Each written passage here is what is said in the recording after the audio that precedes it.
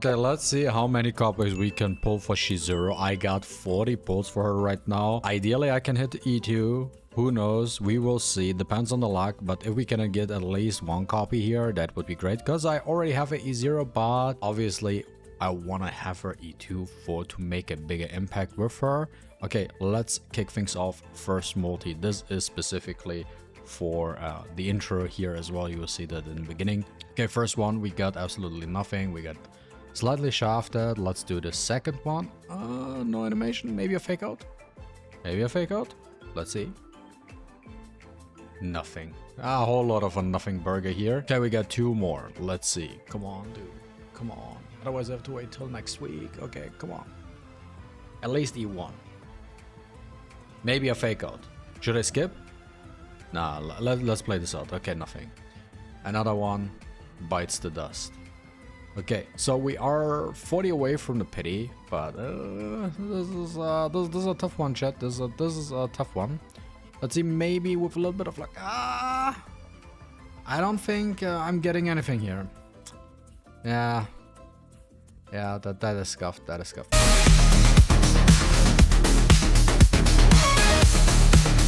Small little summon session to get dupes for Chizuru that didn't play out that well, so she is still E0 on my account, and oh boy am I happy with that as well. Now for the people who want to have a short answer to Chizuru right now, if they should pull or not, TLDR short version is, if you do not have a dark DPS unit like Renoa or Rin, go get one copy of her. That is more than enough.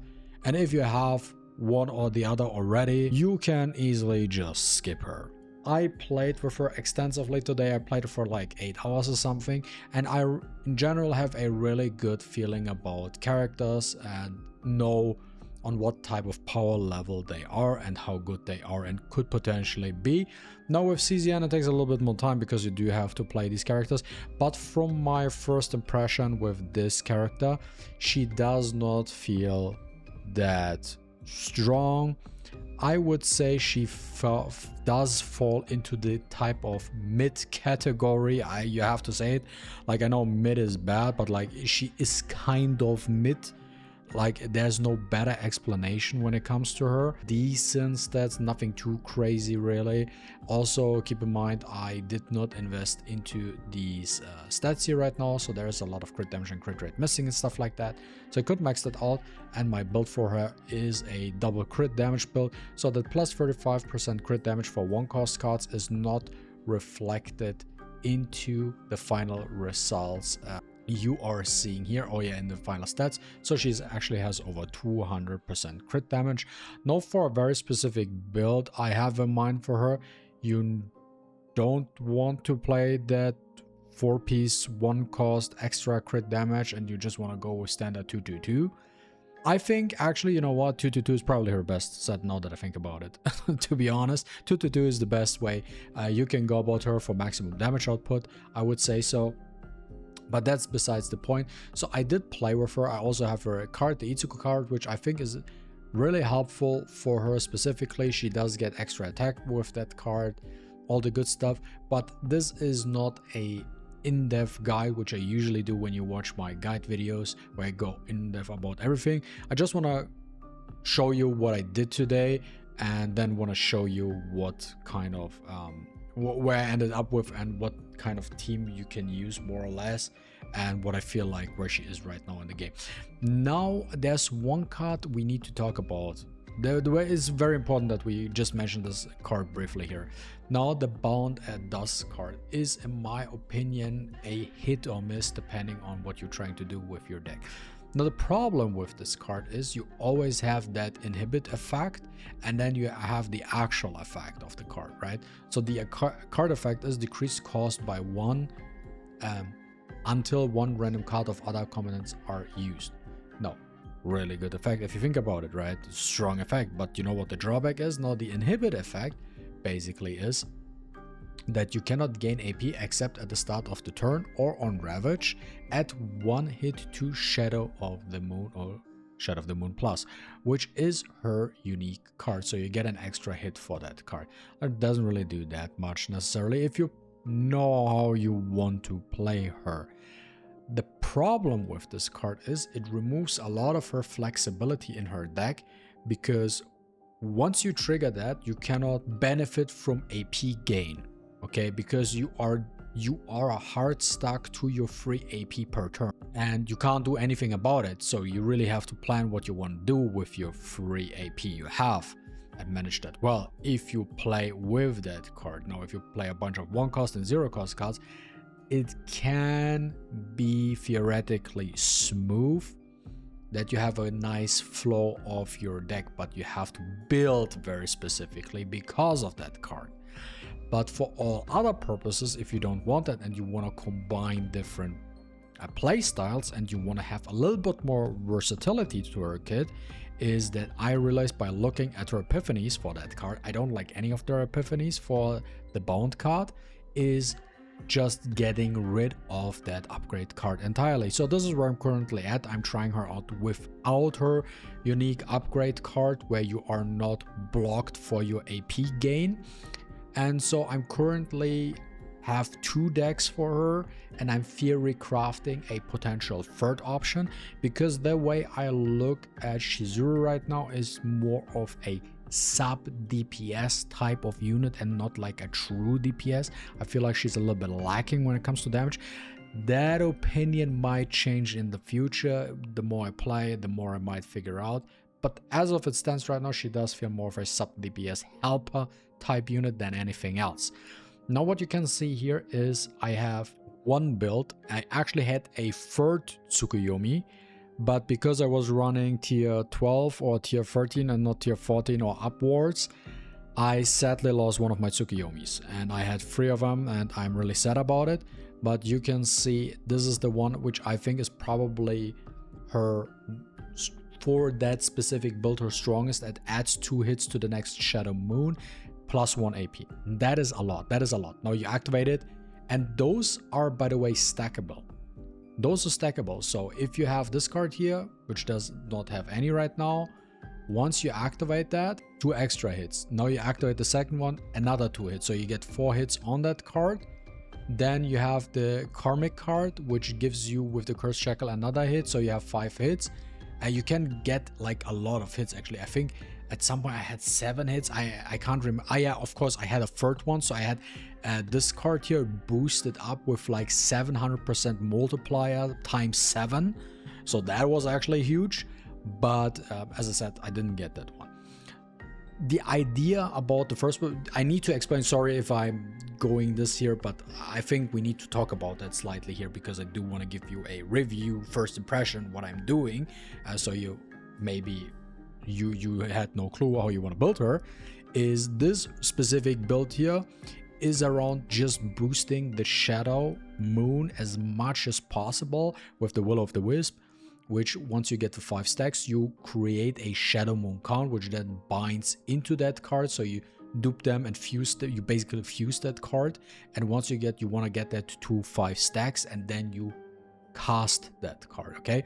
Now with these cards in deck, primarily it's all about just boosting this card, okay? Outside of that, you want to use a second unit, a multi-hitter, something that is very spammable to actually get the stacks you need for this card in particular, right?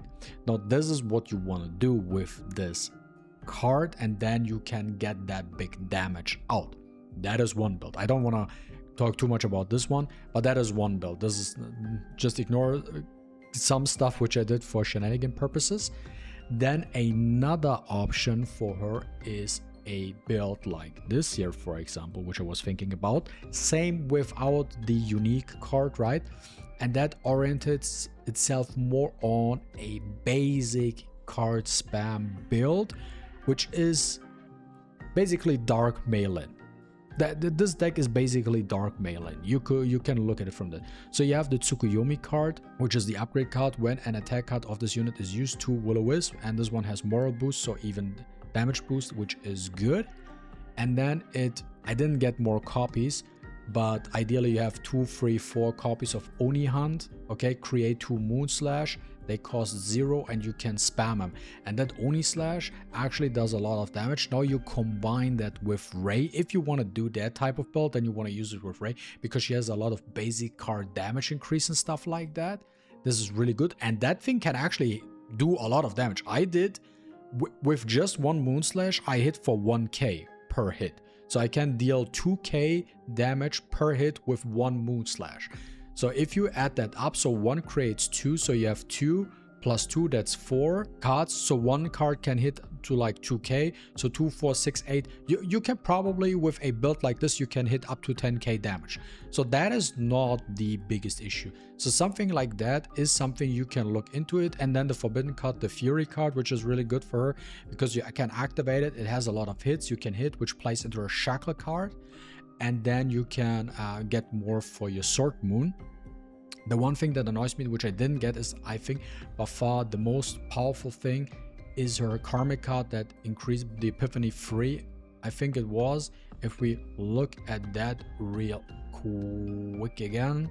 Sorry, but I need to talk about it so you know where I'm coming from here with this one. Is the increased damage amount by 100%. So this is where I think you can make...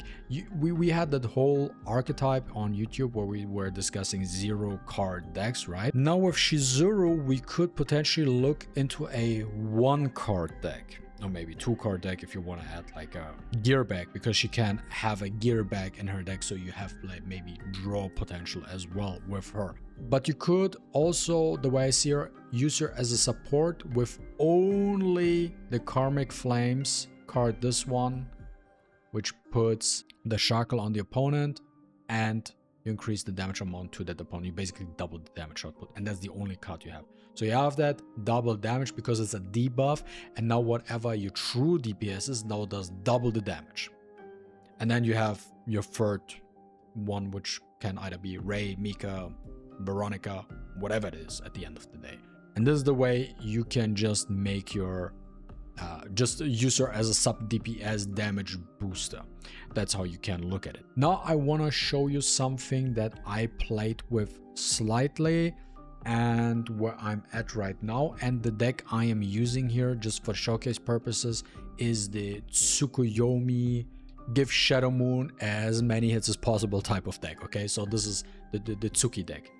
As many dupes of Tsuki as possible. This is what we want to do here. And what I want to do something outside of the box. And you might see different things. I was like, how can we combine that? Yes, we can use Ray, but I want to use Nia right now because I did use Ria and Nia a little bit the last couple of days. And I have that specific deck, and what I like about her is the Hunger card. I think that's the only reason why I want to do that, because she does have some, because of her egos, she does provide some extra damage boosts with her rhythm boost and stuff like that.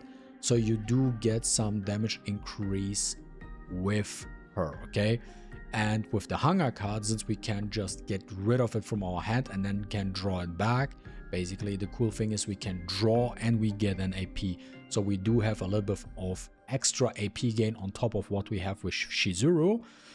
And then from my spam build, that E0 Haru video, I want to show you how you can even utilize Haru, because we, as I said before, you kind of want to have like maybe multi-hits, but you know, spamming works too. And this one also has Ecstasy, which helps as well getting Chizuru stacks up for the Shadow Moon. And that's why I want to dive in and just show you how she looks like in this type of environment where she acts as a sub DPS unit, but not as a primary unit. Because I was running a lot of the, of course, auto is on and ruins everything again. I was running a lot of Chaos, and I noticed if you run her as the main DPS, it's not that easy. It's really not that easy. What you want to do here, this one does not matter, okay? But the important thing is that you use that Karmic card immediately. You want that before you deal any type of damage.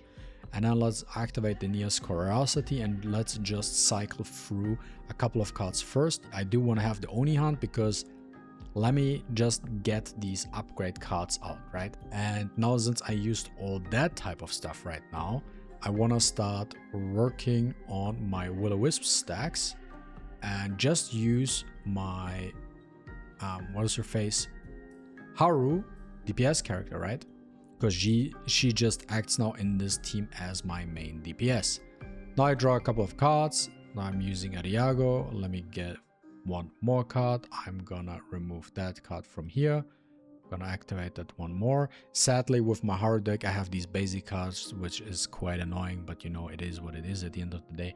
But here we have the Shadow of the Moon in hand, and now we can start spamming a little bit, okay? Just a little bit, nothing too crazy, but we're working on it. Obviously, you can use something else than Nia, but I'm just trying to show you different ways on what you can do with her. Now we use the Moon Slash, get some extra stacks, so we are at bind 3 right now. Draw out the Anchor Shot, boom, hit that, got another stack. Now we have 4 stacks. We draw it out again, and then we just use Haru more or less as the main DPS source, right? Do I need to activate this card? Not really, it doesn't do much, and I still want to keep this card in my hand right now. Even though I could activate it, I do want to get to the maximum amount of stacks first, also just for showcase purposes. Now we got another Tsukuyomi, because we have now 4 hits, as you can see. Let's activate this one, generate more. Now it's 6 hits, right? 6 hits, and this thing has a lot of protection. Now let's pull this card out, and then also I think now is the time to activate Nyx, getting rid of these 2 cards because we don't need them right now. And now we're drawing out more cards, and this is where we now use the Ecstasy, where we can buff this card up and can get off the resolve stacks from the family boss here, right? So we're gonna get rid of these cards, and now we have the maximum stacks for this one. We can now use theoretically Anchor Shot. Doesn't make sense because we already maxed it out. So let's use Chizuru's damage card. We did 3800. Nothing crazy really, but probably also we did not have like the biggest amount of buffs. As I said, this is like just one showcase, one team setup, and the boss did had some sort of damage mitigation beforehand. And now let's use Haru, do her damage. I actually need to check if she has her gear, to be honest. I'm not 100% sure because the damage is a little bit too low for my taste. I need to check that. So this is how I basically cycle this entire thing, and you can just see what you can do with that. It's not the best setup, okay? Don't get me wrong here, but I just wanted to give a different spin. But I feel like what you could potentially just do with this character, okay? This is just how I see it. Now let me just pull out another card. Let's get rid of this one. Charge energy, draw another card from Haru, and then we drew out the Eternal Hunger, and then we also just boom, put it back, draw, and then we get another one. And here we have bind 3. And now what I want to do is just drop all my Anchor Shots right now up to this point, but hey, we did. Because we didn't have enough survivability for this boss in particular, but it is fine. It is fine as nothing, not game breaking or something, but I just wanted to show you one way you can potentially play her. But I think it would be better to run Rei or Miko or something like that instead of Nia, just for survivability purposes and also increasing the damage output. But that was like a little showcase, not the in-depth guide, which will be coming in a couple of days, maybe not tomorrow, but maybe this weekend. I will post up a guide about the Chizuru one. That's what I mean with her. Her damage is a little bit lackluster, so I would say the best way is just treat her more as a support type of character, not necessarily the main character. Now people are, yeah, you used Haru, now why didn't you use that one? There are many different teams. I just wanted to show you one way what you can do with that character. This is one way you can play her, with like a Tsukuyomi stack, and as I said, the other way would be something in the realm of spamming the Oni hunt with the Moon Slash basic card, Maelin style, what you can do with her or other stuff. But that's time for another video. This is just wanted to summarize this entire thing. So personally, I don't recommend pulling her right now. If you have Rin or Rinoa, save your pulls maybe for Serenial, unless, hey, you want her, then you know what, you do you. But if you were on the fence, just hold off for the time being and wait a couple of days or weeks for what we can discover with her. Maybe there's something very broken, but from the first impression so far, definitely not a must pull, and you can just skip on her and save your pulls, and then once she comes to the standard banner, you can try your luck there. This sums up everything for this video, guys, and as always, if you enjoyed watching this video, don't forget to leave a like and a comment down below. I really appreciate it, and see you with the next one. Deuces.